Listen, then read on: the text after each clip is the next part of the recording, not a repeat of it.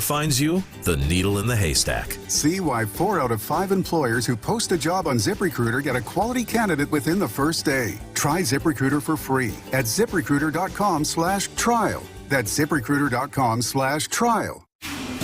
And now award-winning local news coverage with Brian Hauswirth on 93.9 The Eagle. 93.9 The Eagle News Time with Robinson's Cleaners. Robinson saves you time. It is 6:03. We do have partly clear skies right now in Columbia. We're at 49.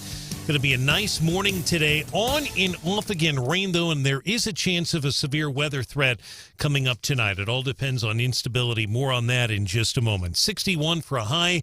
Showers tonight with a low near 54 degrees. Again, 49 here in Columbia.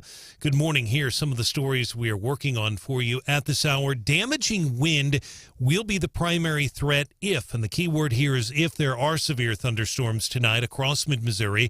There is a chance of severe storms tonight in Columbia and Jefferson City, Boonville, and Fulton. However, National Weather Service St. Louis meteorologist Melissa Mainhart tells 93.9 The Eagle in the last half an hour that any severe threat will depend on how much instability can build up today. Thunderstorms are expected to arrive in Columbia, Jeff City, and Fulton tonight between 9 and midnight. Now, whether there is a severe threat or not, we will see some downpours today.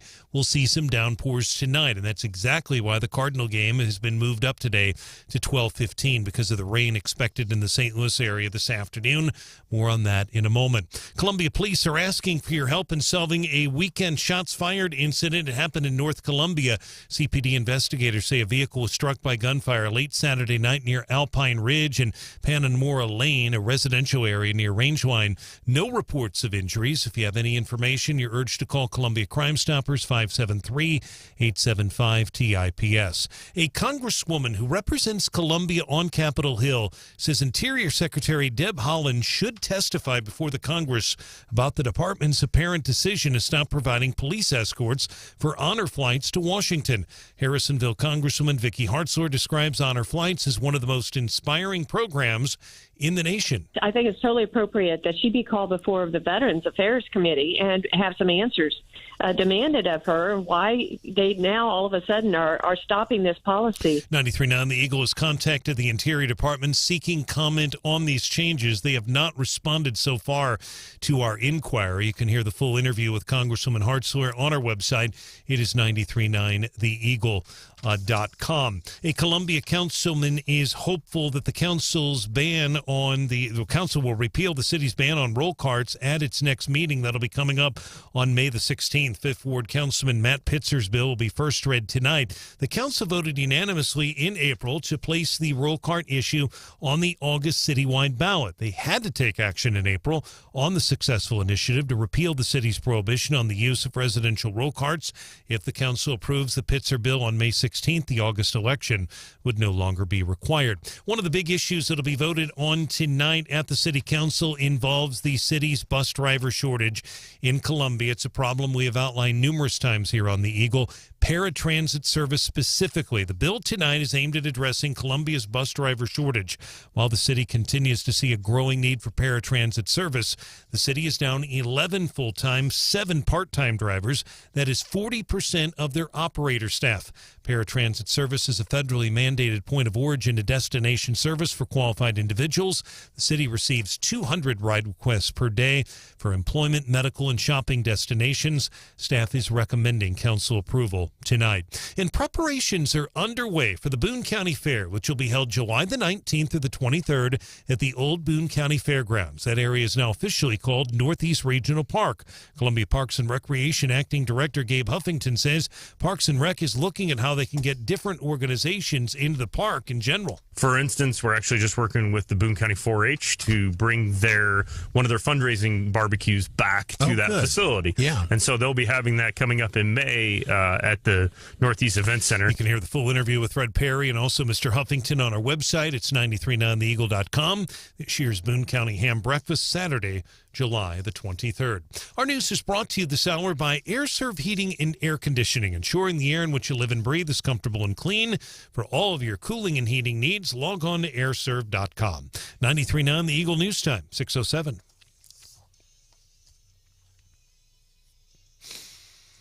Turning our attention now to sports. We'll start with this makeup game involving the rain and the forecast today. If you haven't watched the forecast for St. Louis, you want to pay attention to it closely if you're heading to the game today. You'll be able to get there fine.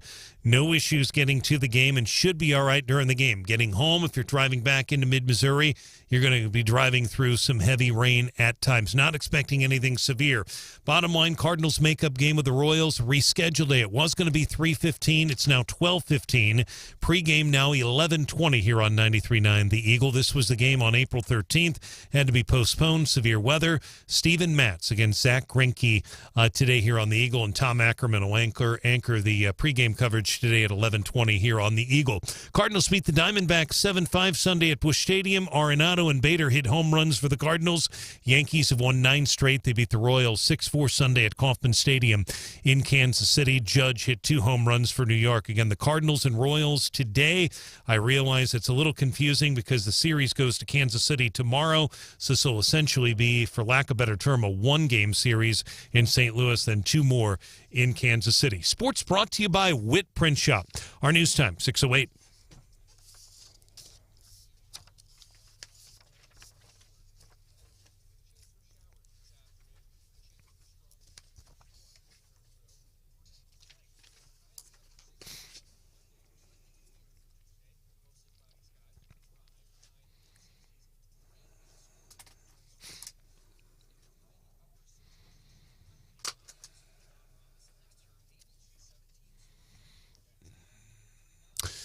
John, thanks so much. Right now, we do have partly clear skies, 49.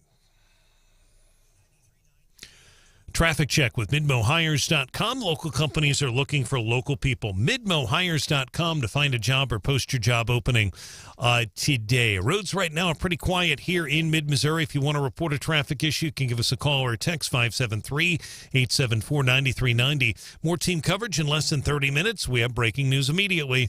I'm Brian Hauswirth, 93.9 The Eagle.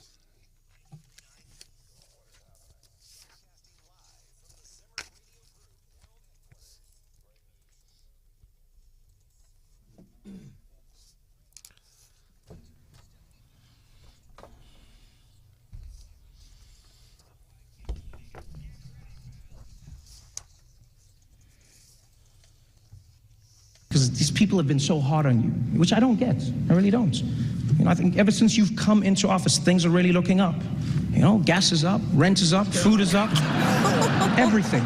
Despite some hiccups, President Biden has led the country through some really dark times since he took office. The COVID pandemic, the war in Ukraine, the launch of CNN Plus.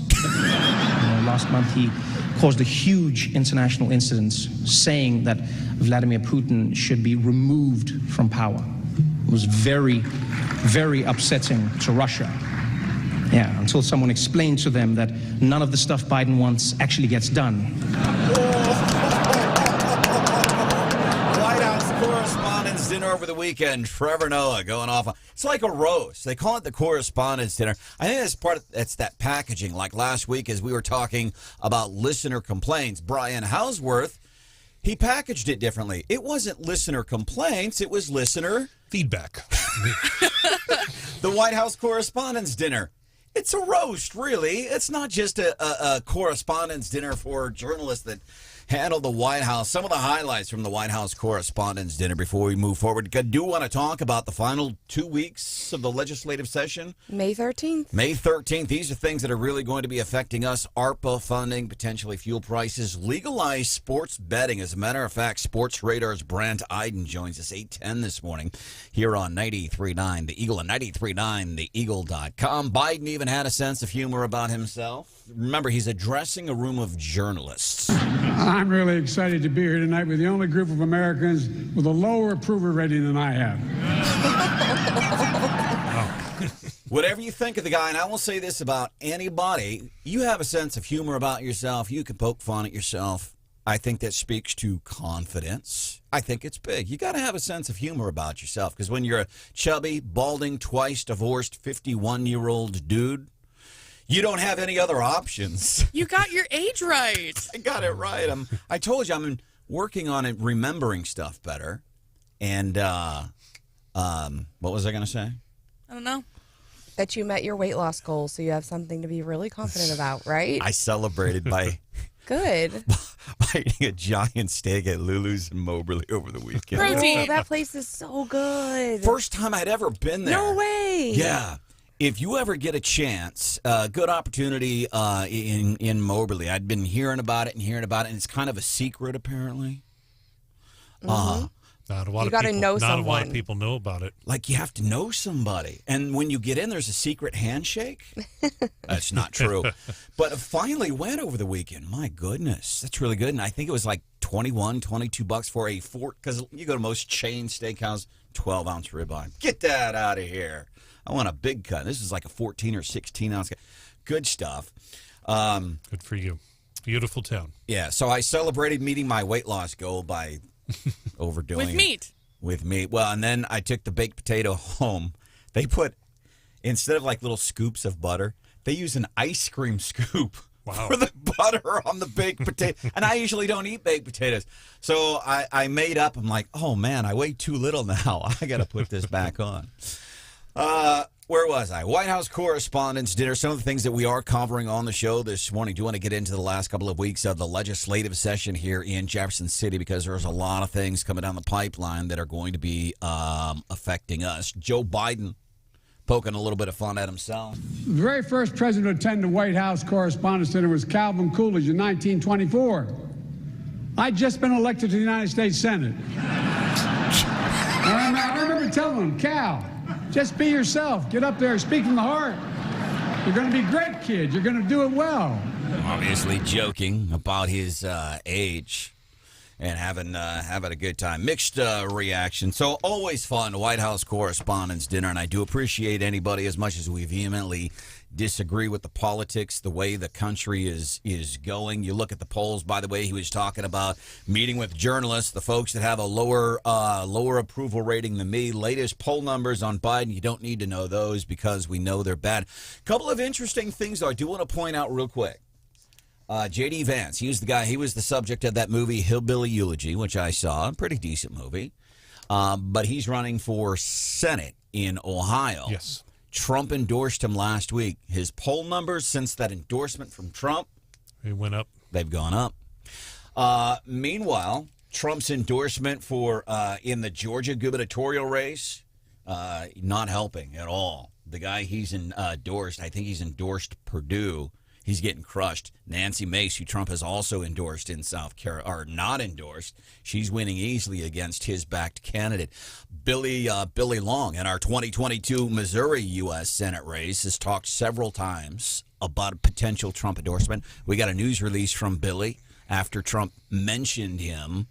Any movement there on a potential endorsement? There's not. The former president did, and it was impacted by severe weather in Nebraska 2 nights. I believe it was Fremont, Nebraska. They were up at yesterday, and it was a Republican rally. Former President Trump spoke, and he did give a shout-out to Congressman Long last night. I saw the video. Basically said he's done a fine job, said he's a great guy. Character, I believe he called him a character, and they got a big round of applause, but there's been no endorsement. According to when Billy Long was on with us, he doesn't think any endorsement would happen until after these May elections in some of the other states, but nothing as of yet right now. And nationwide, I think as early as tomorrow, there's some primaries that are happening in parts of the country tomorrow. That's going to be interesting. We're going to be featuring Audrea Taylor Decker. She's been on the show from time to time over the years, but she's one of these. She follows voting trends. But what makes her different, and why I'm hoping you'll join us, is because she deals specifically with younger voting trends. One of the things I think is really important right now, reaching out to a younger group and they don't even have to be conservatives right now. You look at the folks that are kind of unhoused politically homeless. Dang it, I hate that unhoused phrase. We got to say unhoused now. Well, what does unhoused mean? When you're describing somebody as unhoused, what do you mean? I mean they're homeless. Okay, so the words mean the same thing. But people that are politically unhoused, politically homeless people, those are the people we need to be looking at and asking, you like paying this much for gasoline? You like paying this much for groceries? Do you like all this stuff? Do you like that China laughs at us when Joe Biden tries to say words like kleptocracy? Does that make you feel good? No. Does that instill confidence when these other countries are like, it's like you're out on the playground in the second grade and your pants are unzipped, but nobody will tell you, and everybody's pointing and laughing. America's pants are unzipped, and everybody's standing around laughing at us. Russia, China, France. How did we upset France? One still baffles me. Well, you're not going to be allowed to be politically unhoused for much longer in Missouri. I don't know about you, but I've gotten like 3 polling calls in the last week. People are asking me, who are you voting for That's this? Who are you voting for that? And one of them didn't even let me, there wasn't even like an undecided. It was like, I was waiting, and then just to see what it said. And then at the very end, it didn't have undecided, and it just started the question over. And I was like, what? Wow. Claire McCaskill had some very interesting comments over the weekend, I believe was on Meet the Press. And what she said was a warning to her own party. She said Democrats have to, and I'm paraphrasing here, they have to campaign more in rural areas, essentially saying that the rural areas have gone Republican, and we know that. Branden, you were in Moberly. Moberly's a perfect example. That was a Democratic town as of 20 years ago. The Speaker of the House, Steve Gaw, was from Moberly. Today, they vote straight Republican. And you could, every town up in North Missouri, basically the same. There's another politician, I can't remember what state it is, but it's one of the things that we are going to kind of cover this morning. As a matter of fact, we might do this at 7:35 with our young voting expert, Audrea Taylor Decker. But here in the final days of the campaign where she is, Timken is her name. Ohio Senator Rob Portman has been campaigning on her behalf. Her name is Jane Timken, and there have been several news stories saying she is going after the undecided voters because she realized, I think like a lot of people do, listen, they have theirs over here, we have ours over here, and there are, I would argue, more people than ever that are kind of in the middle. And I don't mean necessarily in the middle politically, but I mean in the middle of like, which way am I supposed to go here? And I think if conservatives or independents or libertarians can do a better job of messaging or countering the BS messaging that to be a conservative, you've got to be an old white racist dude, which is simply obviously it's not true. As a matter of fact, MSNBC right now has got to be the most racist network out there between Joy Reid and all them saying Elon Musk wants apartheid back. That's why it's just silly. Most racist party, really. But if we can message and say, listen, here's what a conservative is. Number one is American values. We keep saying conservative values. We call them American values. And if you're American, I think you might like some of these. You know, we do what's right. We focus on real problems. Matter of fact, Mayorkas admitting on Fox yesterday, since January, 1.6 million people have poured into our country illegally. He admitted that on Fox. Yeah. That's a real problem. Who uses what bathrooms? What gender? What gender do you want to identify as? That's not a real problem. And that's what they are focusing on. Coming up, we are going to be doing the daily DC rundown here on 93.9 The Eagle, and some of the big things that are going to be affecting us in Jefferson City. Legalized betting, what to do with ARPA money, things like that. We're going to be covering that 6:35. What's underneath the circus tent this morning? Yeah, let's take a deeper look at what elections are happening Tuesday and what they might say for the midterms. All right, I think that's awesome because maybe you get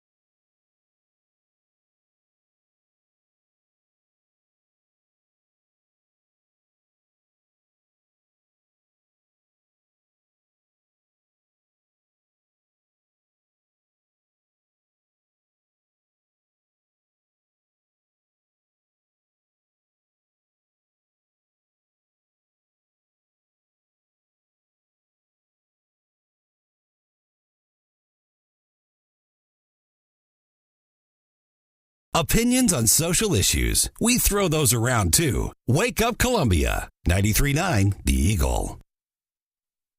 And 2 tours in I'm Iraq. asking you to So don't stop, stand sir. there and lecture me. Mr. Those are my brothers. Whether they were black or they were white or they were Hispanic or they were Asian, those are my brothers in the Marine Corps.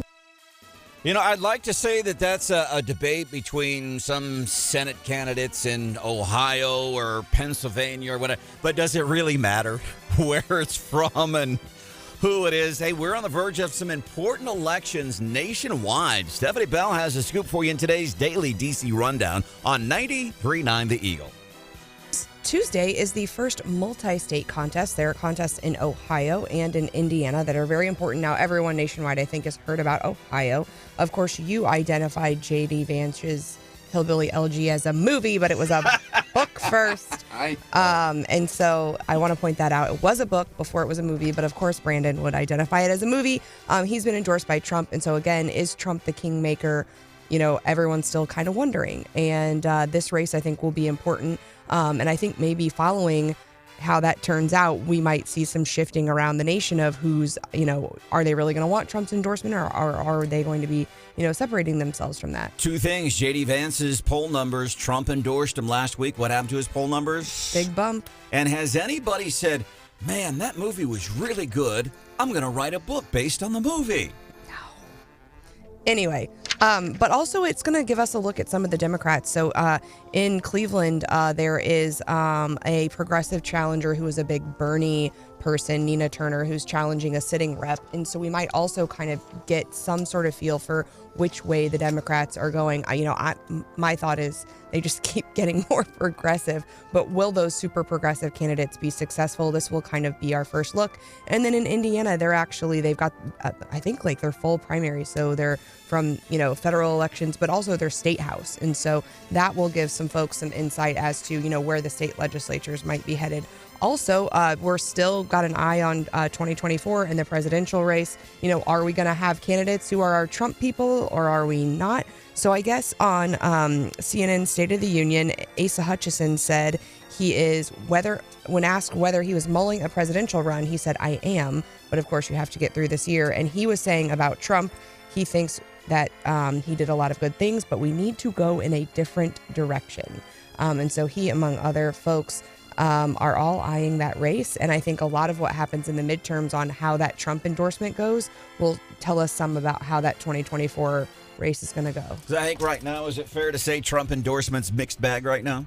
Mixed bag, yeah. We look at Georgia, we look at South Carolina, Trump endorsements helping nobody there.